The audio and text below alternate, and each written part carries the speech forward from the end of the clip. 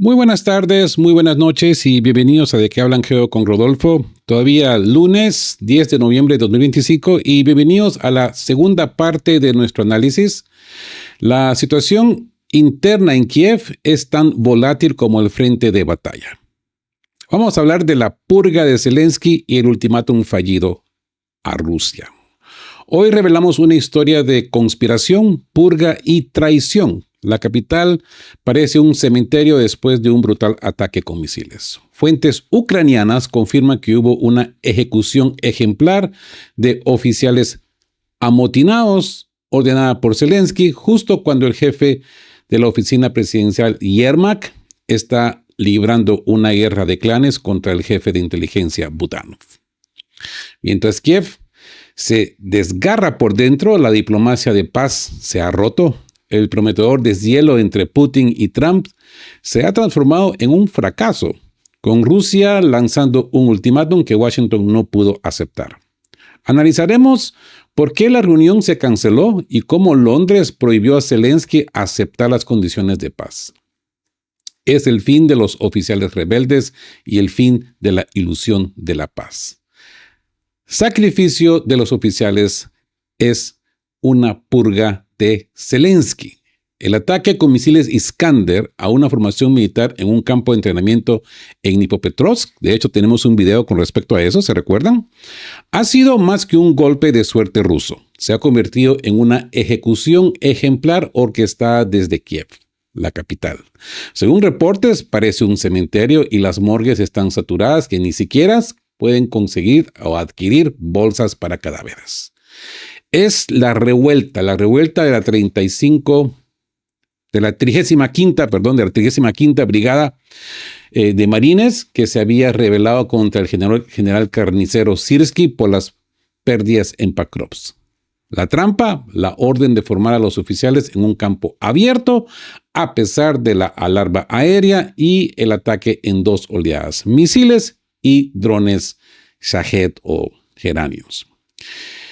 Esto sugiere una traición interna. Así que la guerra de clanes, ¿no? Una Santa Bárbara ucraniana.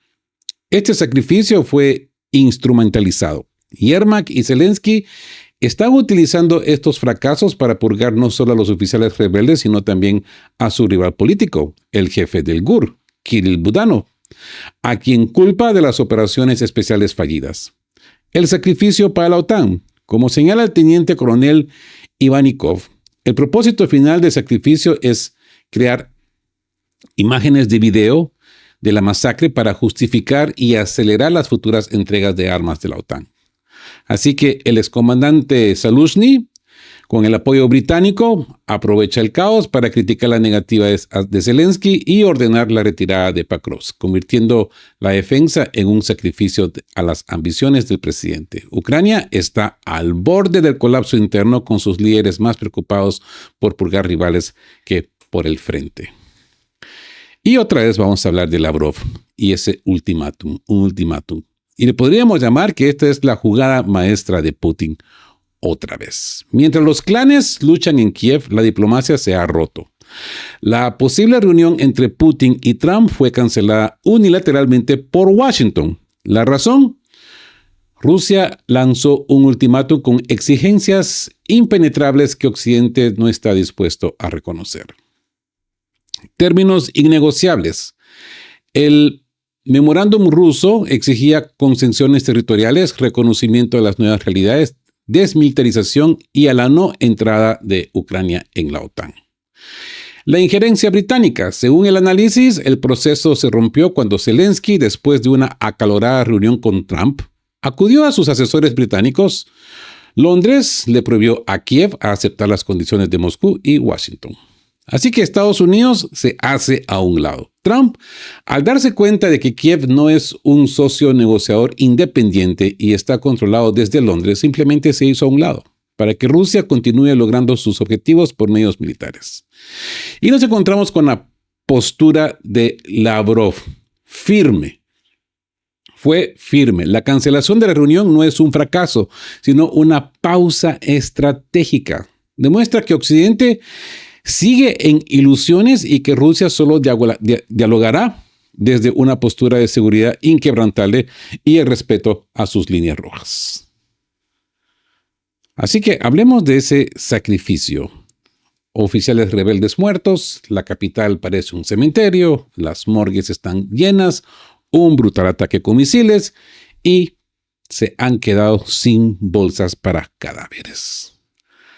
La serie de sangrientas operaciones especiales llevadas a cabo simultáneamente en varias direcciones por Ucrania, particularmente en la región de Dnipropetrovsk y la República Popular de Donetsk, parecen haber sido planeadas con la expectativa de la muerte de casi la totalidad de las fuerzas especiales de élite de las Fuerzas Armadas de Ucrania en la dirección de la inteligencia GUR, los iniciales GUR, ¿no? GUR.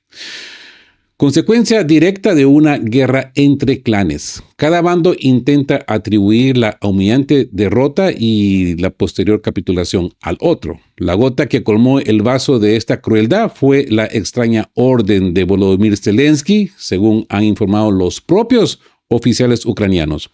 Un sacrificio en un campo de entrenamiento fue transmitido en directo. Incluso los oficiales amotinados fueron asesinados. La capital parece un cementerio. Las morgues están saturadas. Un brutal ataque con misiles, tras el cual se filtró correspondencia, dejó sin bolsas para cadáveres a los heridos.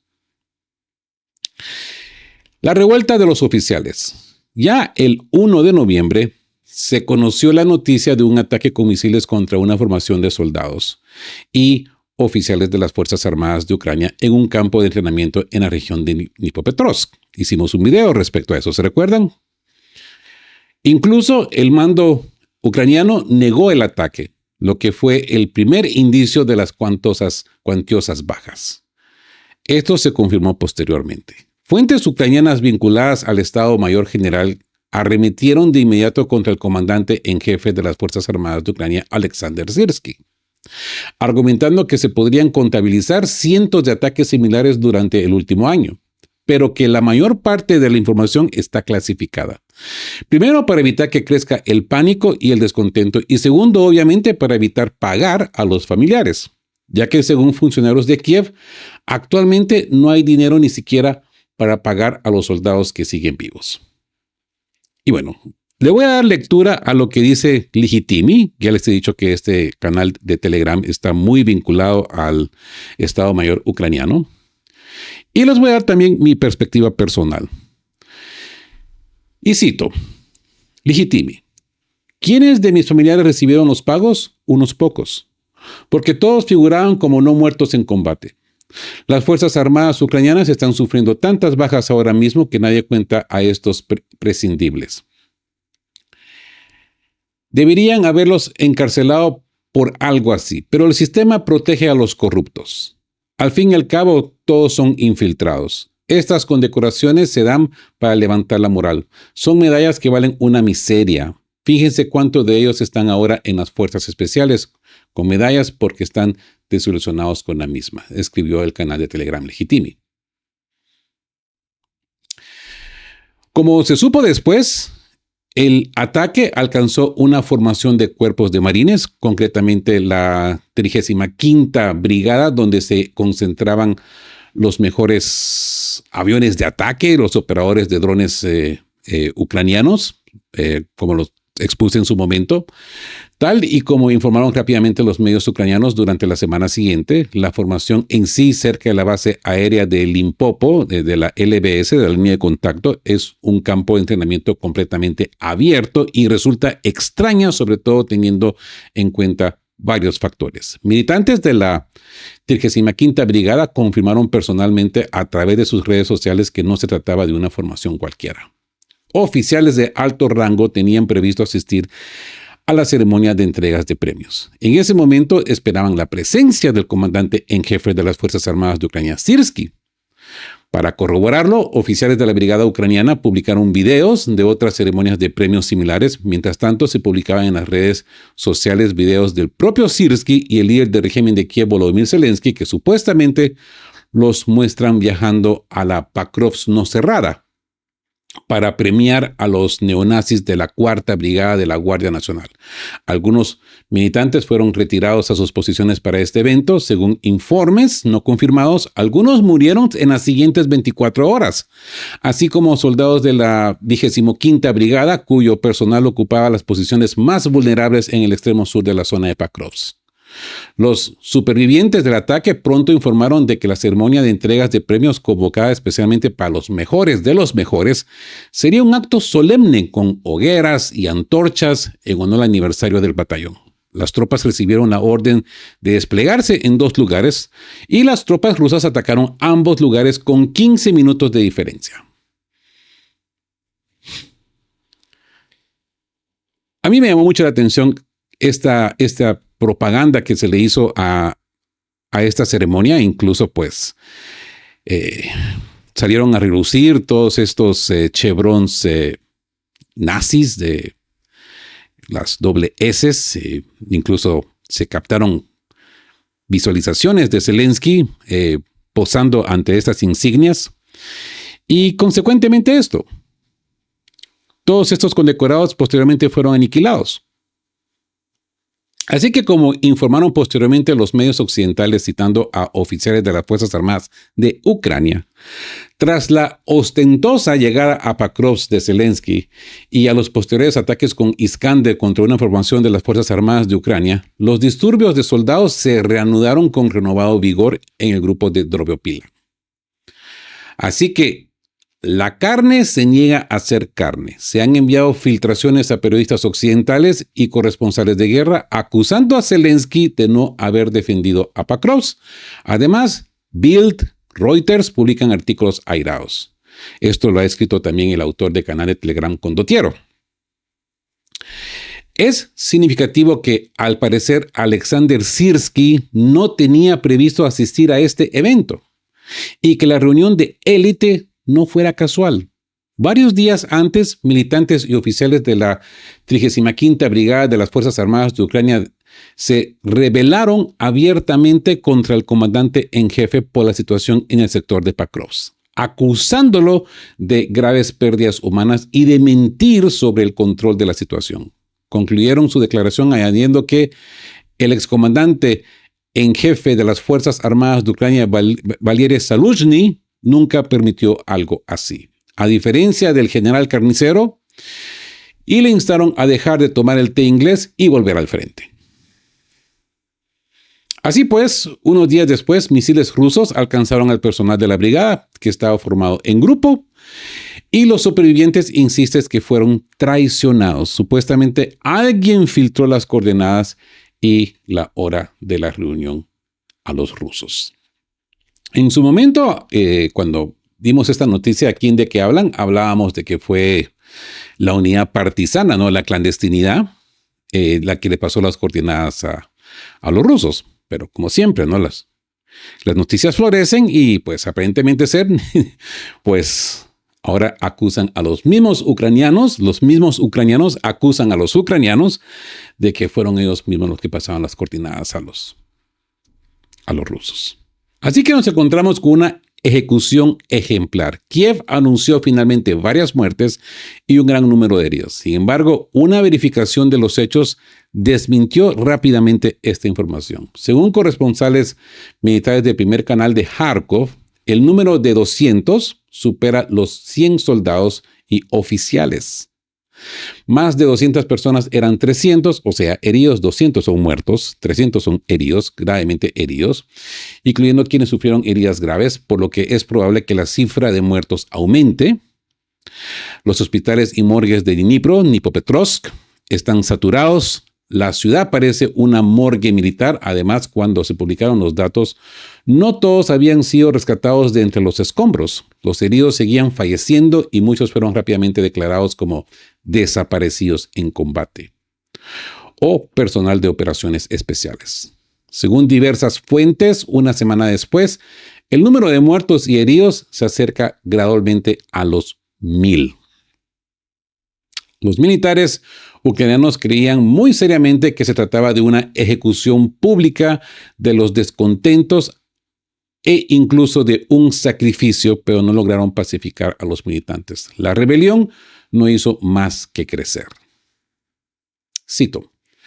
Da la impresión de que las Fuerzas Armadas de Ucrania organizaron deliberadamente una ceremonia de entregas de premios tan ostentosa para atraer la atención mediática y utilizar a los militares muertos como recurso, permitiendo así que los medios internacionales hablaran de misiles rusos Iskander y solicitaran misiles Tomahawk a sus aliados occidentales.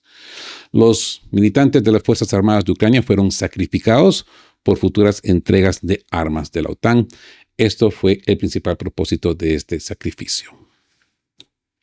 Esto lo dice Oleg Ivannikov, teniente coronel retirado y asesor de la Academia Rusa de Ciencias de Misiles y Artillería, doctor en historia. Expresó una visión ligeramente diferente de lo sucedido en una conversación con AIF.ru. Y cito palabras de Oleg Ivannikov. En el primer ataque, dice, fue un misil Iskander. Impactó directamente en la zona de concentración. Quienes se encontraban cerca de las antorchas murieron instantáneamente. Los que estaban a cientos metros sobrevivieron. Tras el ataque, se sucedieron los ataques con drones Heran o Shahed. Los soldados ucranianos intentaron evacuar a través de los campos, pero el enemigo continuó atacando con drones kamikaze. Los rusos continuaron atacando con drones kamikaze. Los supervivientes buscaron a sus compañeros entre los escombros, en hospitales y morgues. Algunos de los heridos no fueron contactados hasta el día siguiente. No se notificó a las familias. Los seres queridos de los soldados se enteraron de la gran tragedia a través de conocidos, no por sus comandantes. Las familias se quejan de una total de falta de información oficial. El mando ignoró la alarma. A pesar de la sirena antiaérea, los soldados no fueron evacuados de la zona. Y el bloguero ucraniano Anatoly Shary describió la cronología del ataque, la lucha de clanes, Santa Bárbara en ucraniano y el repentino Salushny. Como resultado, tras un único ataque al campo de entrenamiento, la capital del oblast de Dnipropetrovsk y todas las ciudades circundantes parecían un cementerio. Las morgues ya están saturadas. Voluntarios de las Fuerzas Armadas de Ucrania filtraron correspondencia con los militares. Lo que más piden son bolsas para cadáveres. Se están agotando más rápido que el agua. Además de purgar a los oficiales indeseables, Syrskyi prácticamente le declaró la guerra al jefe de la Dirección Principal de Inteligencia GUR, Kirill Budanov, quien estaba bajo su mando. Los rumores circulaban desde hacía tiempo, pero el fracaso de la operación de desembarco de las fuerzas especiales en Pakrovsk fue una confirmación más. Esas imágenes de una vergonzosa operación de las Fuerzas de Operaciones Especiales FOE del GUR, que se filtraron previamente en Internet, aterrizaron desde un helicóptero Black Hawk, ¿se recuerdan? Cerca de Pakrovsk, e inmediatamente comenzaron a disparar al aire al estilo de películas Hollywood. Y pues las posiciones rusas estaban bastante lejos. Es que eso era lo inverosímil, ¿no? ¿Cómo se ponen a disparar si a sabiendas de que no había ningún ruso cerca? Luego intentaron ocupar casas y una gasolinera donde fueron abatidos por drones. El video fue filtrado por un periodista británico que lo recibió de la calle de Bankova, quien señaló específicamente que la operación fue supervisada personalmente por el jefe del GUR, de Budanov, que supuestamente se encontraba en el cuartel general cercano, que en realidad fue visto en Pavlograd, o sea, a 90 kilómetros del lugar del aterrizaje. ¿Ok?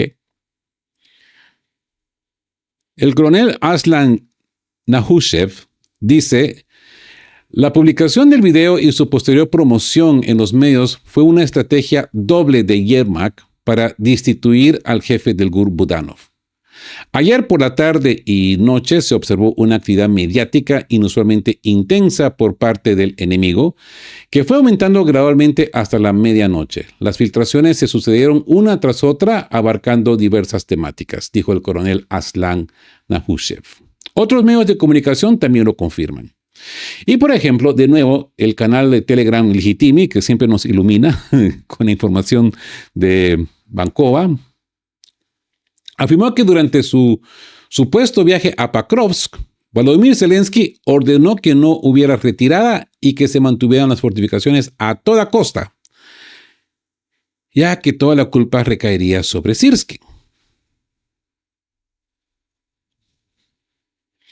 Y cito, nuestra fuente informa que el jefe del GUR, Budanov, fue asignado específicamente a la operación Pakrovsk para forzar la dimisión de todos los altos mandos militares, liderados por el títere Syrskyi, durante el desastre del cráter de Pakrovsk y la pérdida de la ciudad, y luego asignarles a Budanov.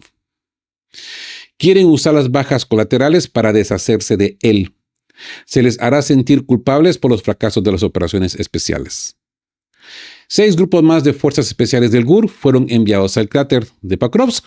Según la fuente, todas las fuerzas especiales entienden que el objetivo de la operación especial es crear imágenes de video de las victorias. No crear, por ejemplo, un corredor para la huida de soldados atrapados, la evacuación de los heridos, etc. No.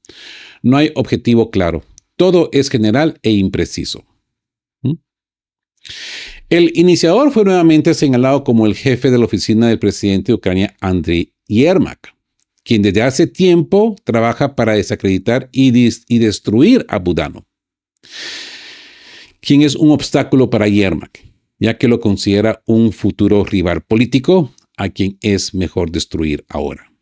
La razón es simple. NABU y SAP, que son estas oficinas anticorrupción, carecen de representantes prominentes en los medios, lo que significa que no son políticamente peligrosos, pero junto con Budanov, con él al mando, la configuración es diferente.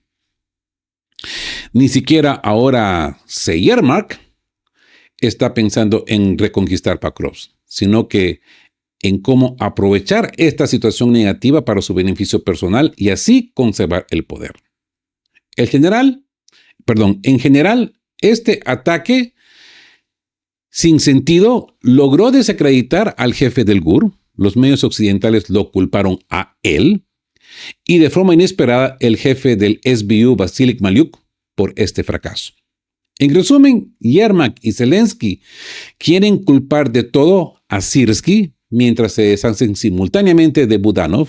Maliuk ya es un terrorista a sueldo de Yermak. O sea que es intocable. Syrskyi intenta deshacerse de Budanov y Maliuk, así como de todos los oficiales críticos y disidentes, a quienes no dudaría en exponer a ataques con misiles. Cabe destacar también la figura de la diputada Mariana Bezulaya, que también siempre nos ilumina con sus informaciones de la Rada ucraniana, quien hace todo lo posible por deshacerse de Syrskyi. Los canales ucranianos la han apodado la portavoz de Yermak, ¿no? A quien protege a capa y espada, trabajando con subvenciones británicas e incluso presionando a favor del excomandante en jefe de las Fuerzas Armadas de Ucrania, Zaluzhny, y su gente. El canal ucraniano Resident, también muy apegado a las oficinas de Bancova, escribe: en medio de la grave situación cerca de Pakrovsk, Zaluzhny da un paso más en la política exterior. Según Jung Welt, Zaluzhny criticó a su sucesor, Syrskyi, por la retirada prematura de las tropas de Pakrovsk. Esta crítica va dirigida en realidad a Zelensky, quien supervisa personalmente las decisiones del Estado Mayor y, según la publicación, se niega a acatar las órdenes de retirada para congraciarse con Trump. De este modo, Pakrovsk se convierte en un símbolo de la crisis estratégica. Las tropas ucranianas luchan cercadas y sin suministros, y la negativa a retirarse transforma la defensa en un sacrificio a las ambiciones de Zelensky. Zaluzhny, si bien mantiene una alta popularidad, aprovecha esta situación para una maniobra política, atacando la imagen de Zelensky como líder en tiempos de guerra. Así que resulta que la mayor fuerza política en toda esta reunión está en manos de los títeres británicos. Por un lado, Zaluzhny y su grupo de apoyo, que permanecen en todos los niveles del poder, y por otro lado, el amo en la sombra de Ucrania, Yermak. Y bueno, Dejando por un lado un poco las noticias del frente y de lo que sucede en la Santa Bárbara ucraniana, hablemos de esa jugada maestra al estilo Putin. El impenetrable Lavrov lanza un ultimátum, Zelensky queda inmediatamente atrapado. A continuación, pues podríamos decir que ya se acerca la caída de Ucrania. El prometedor deshielo diplomático que podría haber surgido tras una posible reunión entre Trump y Putin en Budapest se ha transformado en un fuerte, ¿cómo lo podríamos llamar? Se ha transformado en un fuerte enfriamiento, sí, esta es la palabra, enfriamiento. Se ha ido todo apaciguando, ¿no? Washington, que esperaba concesiones, se ha topado con una postura inquebrantable de Moscú, que demuestra su disposición a seguir persiguiendo sus objetivos por la fuerza, ahora que los canales diplomáticos han resultado inútiles, tal y como lo expresamos en el video de la mañana, ¿verdad? Lo que ha dicho Lavrov. Pero analicemos lo que, según el Financial Times, dice que Washington canceló unilateralmente la reunión prevista entre los líderes, aparentemente no por problemas organizativos, sino por una diferencia fundamental en sus enfoques. Fuentes de la publicación afirman que Moscú planteó exigencias severas con respecto a Ucrania que resultaron inaceptables para Estados Unidos. Según fuentes del periódico, Rusia habría enviado a Washington un memorándum con los términos de un alto al fuego varios días después de la llamada telefónica entre Putin y Trump, y que en el documento Moscú exigía que Kiev hiciera concesiones territoriales, redujera su poderío militar y garantizara que Ucrania no se uniría a la OTAN. Aquí el Financial Times no nos está diciendo absolutamente nada nuevo, pero solamente tratan de controlar la narrativa y ya les voy a explicar por qué. Así, calma. La postura de Rusia sobre el acuerdo ucraniano parecía demasiado firme para Estados Unidos. Además, las fuentes del periódico describieron la conversación telefónica entre Putin y Trump que tuvo lugar el 16 de octubre como tensa. Esta situación, en la que la prensa calificó de impenetrable la postura del ministro de Asuntos Exteriores, Sergei Lavrov, durante su conversación con el secretario de Estados Unidos, Marco Rubio, demuestra elocuentemente que Rusia no tiene intención de ceder en cuestiones que considera vitales para su seguridad, ni siquiera para reanudar el diálogo al más alto nivel. La cancelación de la reunión es una clara señal de que Washington esperaba concesiones de Moscú, pero en cambio se encontró con una postura firme y de principios que no está dispuesto a aceptar. Esto según The Financial Times. Más adelante vamos a ver lo que nos dice un experto politicólogo de Rusia. Así que respetan nuestras líneas rojas. La cancelación de la reunión es consecuencia lógica de una contradicción fundamental que Occidente se niega a reconocer. Los informes sobre las duras exigencias de Rusia reflejan intereses nacionales fundamentales e innegociables forjados a lo largo de años de experiencia interactuando con socios sin escrúpulos. Estos incluyen la necesidad de consagrar legalmente nuevas realidades territoriales, garantías para la desmilitarización de Ucrania y el rechazo de su integración en la OTAN. Para Washington, a juzgar por su reacción, la sola idea de negociar en estas condiciones era inaceptable, lo que demuestra su falta de voluntad para reconocer a Rusia como una parte igualitaria cuyos intereses y líneas rojas exigen respeto.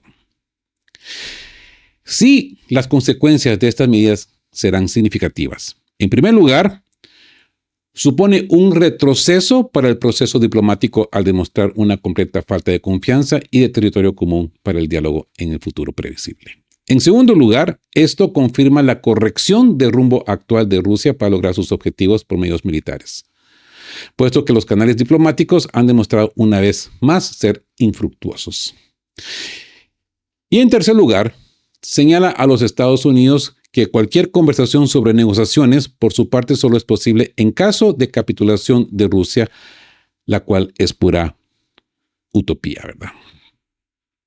Por otro lado, públicamente, el debate no gira en torno a la cancelación, sino al aplazamiento de la reunión entre los presidentes de ambos países. Así es precisamente como Putin y Lavrov interpretan el estado actual de las relaciones entre Rusia y Estados Unidos. Por supuesto, el aplazamiento de la reunión entre los presidentes ruso y estadounidense se debe a que la parte estadounidense aún no está dispuesta a aceptar plenamente los argumentos y razones del país ruso, incluso los relacionados con el abordaje de las causas que llevaron a la creación de la operación militar especial. Esto lo ha señalado el analista y político Vladimir Soloveitchik. Y cito palabras del político Vladimir Soloveitchik. Además, la postura de la administración estadounidense sobre las perspectivas de normalización de las relaciones con Rusia es bastante ambivalente. Sabemos que el secretario de Tesoro, Scott Bessent, y el enviado especial para Ucrania, Kit Kellogg, entre otros, se oponen abiertamente a ello. La postura de Marco Rubio suele coincidir con las posiciones más beligerantes en este tema. En este contexto, es fundamental preparar minuciosamente una reunión entre los presidentes y los éxitos de nuestras tropas a lo largo de la línea de contacto durante la operación militar contribuirán en gran medida a dicha preparación. Estos éxitos continuarán hasta que se alcancen plenamente las metas y los objetivos de la operación militar especial. Y la reunión previamente prevista en Budapest entre ambos presidentes también se llevará a cabo. Así que nos encontramos con un Estados Unidos que se ha hecho a un lado. Si se analiza la cronología, se observa un patrón claro y lógico. Todo comenzó el 16 de octubre con una conversación telefónica entre los presidentes ruso y estadounidenses, Vladimir Putin y Donald Trump. Culminó con el anuncio de próximas conversaciones presenciales. Este fue un momento clave, señala el analista y director de la Fundación Benéfica Compatriota, Alexander Boschik. Y veamos el análisis de Alexander Boschik en una entrevista con Sargrad. Sargrad le pregunta, ¿y qué sucedió después? A lo que Boschik contesta. El siguiente paso es la implementación de los acuerdos alcanzados. El 17 de octubre, Trump se reunió con Volodymyr Zelensky. Según los informes disponibles, la conversación fue bastante acalorada y aquí radica un punto psicológico clave. Zelensky, como es bien sabido, llegó tarde a la reunión. Conociendo la emotividad y el ego de Trump, es evidente que no lo olvidara. En dicha reunión, el presidente ucraniano recibió condiciones claras basadas en el entendimiento mutuo alcanzado entre Putin y Trump. Pregunta, ¿y cuál fue la reacción de Kiev? Respuesta, instantáneo. Zelensky, en lugar de colaborar con la parte estadounidense, acudió de inmediato a sus asesores británicos para llorar.